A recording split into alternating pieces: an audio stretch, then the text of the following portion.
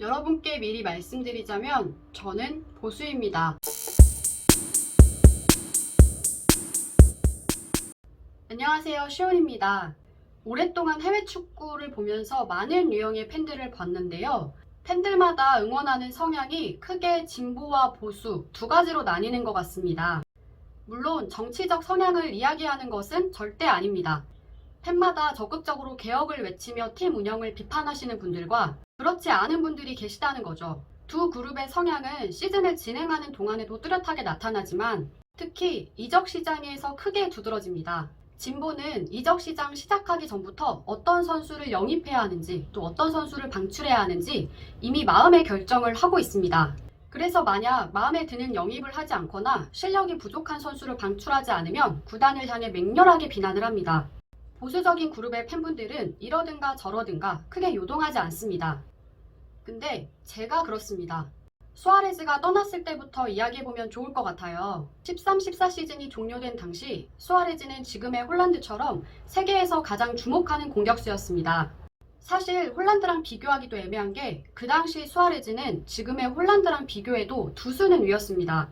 시즌 초반에 경기를 나서지 못했음에도 당시 EPL 한 시즌 최다골을 넣으며 득점왕을 했었는데 만약 시즌 초반부터 수아레즈가 경기를 뛰었다면 당시엔 호날두 등이 가지고 있던 EPL 한 시즌 최다골 기록은 충분히 경신했을 거고 어쩌면 리버풀의 리그 무관도 더 빨리 해결했을지 모릅니다. 그 정도로 압도적인 공격수를 팔아야만 했던 리버풀은 그를 대신해 여러 명의 공격수 자원을 물망에 올렸었습니다. 그중 실력적인 측면에서 가장 많은 기대를 모았던 선수가 누군지 기억하시나요? 지금에선 다소 민망하지만 최초로 인간계 최강이라는 말을 만들어낸 공격수 팔카오입니다.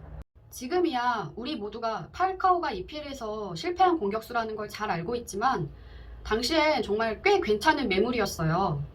리버풀이라는 팀이 챔스에 꾸준히 나가는 팀도 아니었고 정말 오랜만에 챔스에 나간 상황이었기에 그에 맞는 대형 공격수가 필요했고 팔카오는 당시에 조금 실력에 비해서 짜치는 팀에서 뛰고 있다라는 평가를 받고 있었거든요. 그러나 리버풀이 선택한 결과는 램발보였고 팔카오는 라이벌 맨유로 떠나게 됩니다. 당시 많은 분들이 보드진의 선택에 비난했지만 저는 나름 괜찮았어요. 발로텔리는 정말 아니라고 생각했지만 팀의 신성인 스털링과 조던 아이브도 있었고 램버트는 정말 값싸게 데리고 왔기 때문에 충분히 그 값어치를 할 거라는 믿음을 가지고 있었습니다. 그러나 결과는 챔스 조별 예선 탈락, 유로파 탈락, 리그 폭망이었죠. 그래도 한두 번 시즌을 말아먹은 게 아니었기 때문에 다음 시즌에 유럽 대항전 푹 쉬면서 리그에 집중을 하면 다시 탑티어로 올라갈 수 있을 거라는 리버풀에 대한 믿음을 가지고 있었습니다. 그런데 그 폭망 램발보 시즌이 끝나갈 무렵부터 제라드가 리버풀을 떠날 거라는 뉴스가 나오기 시작되더니 급기야 시즌이 종료되기도 전에 제라드가 LA 갤럭시로 이적한다는 뉴스가 보도됐습니다.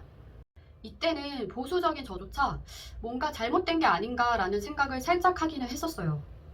팀 올타임 레전드라고 불리우는 제라드에게 은퇴 직전 딱 한 시즌을 재계약해주지 못하는 리버풀의 보드진의 판단이 합리적이고 이성적으로 느껴지기보단 조금 불편하게 느껴지더라고요. 그렇지만 캡틴 자체가 계속 선수로서 경기장에 나서고 싶어 했기에 캡틴을 위한 이적이라고 스스로를 독려하며 어떠한 불평도 하지 않고 다음 시즌 유니폼을 구매했습니다. 그 후에도 페키르의 이적이 엎어졌을 때 챔스 우승 후 선수들과 재계약을 하기 위해 돈을 쓰겠다며 1군 영입을 하지 않았을 때 베르너의 이적이 엎어졌을 때 이때는 조금 살짝 충격적인. 근데 이것조차도 리버풀은 조타를 사서 큰 이득을 받고 베르너 또한 첼시로 이적해서 챔스 우승컵을 들었으니 서로 윈윈이다 라는 식으로 매번 팀의 선택에 대해 이해하고 인정하고 넘어가기를 반복했습니다. 그런 보수적인 제가 팀이 뭔가 잘못되고 있구나 라고 생각을 받기 시작했던 건 바이날둠의 이적사가 이후입니다. 19-20 시즌 리버풀이 30년 만에 리그 우승을 한 이후 바이날둠의 이적설이 본격적으로 시작됐습니다. 바르셀로나 감독으로 쿠만이 취임했고 평소 좋은 관계를 가지고 있던 바이날둠을 강하게 콜링하기 시작하면서부터였죠. 쿠만 감독은 네덜란드 국가대표 감독 시절 바이날둠을 중앙 미드필더로 애용했었는데 당시 국가대표에서 보여준 바이날둠의 활약이 엄청 좋았기 때문에 오죽하면 바이날둠의 활용법만큼은 클롭이 쿠만 감독에게 무릎 꿇고 배워야 한다는 말이 나올 정도였습니다. 그만큼 바이날둠은 쿠만의 뮤즈 그 자체였고 저 또한 이 이적은 선수를 위해 보내주는 게 맞다는 생각이 들었습니다. 리버풀 역시 티아고를 영입했고 또 백업으로 준수한 밀러도 있기에 바이날둠을 잡지 않는 선택을 충분히 할 수 있었습니다. 그런데 문득 개인적으로 뭔가 이런 상황이 그리고 이런 생각을 하는 제 모습 자체가 어색하지가 않고 뭔가 자연스럽다는 생각이 드는 겁니다. 분명 바이날둠은 내가 좋아하는 선수 중 하나인데 어떻게 나는 이 바이날둠의 이적을 자연스럽게 받아들일 수 있는 걸까? 그렇게 1년이 지났습니다. 바이날둠은 시즌 종료와 동시에 FA가 됐고 당연히 바르셀로나로 떠날 거라고 모두가 예상하고 있었습니다.